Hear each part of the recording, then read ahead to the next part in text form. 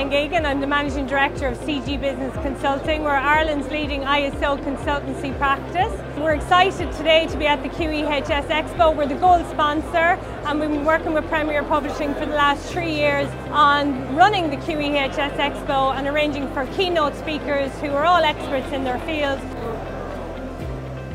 My name is Dan Buckley from Cobots.ie. We're Ireland's leading distributor of collaborative robots. The show is more of a showcase for us to show our products.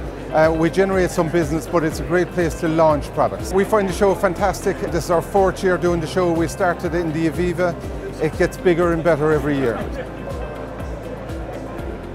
So we're here today as part of the Midlands Ingenuity Cluster.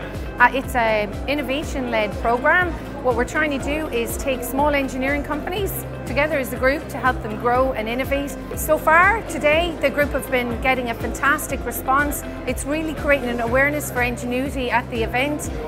Lots and lots of interaction on each of the 10 stands. We were here last year in a much smaller scale, so after the response from today's event, definitely bigger and better next year.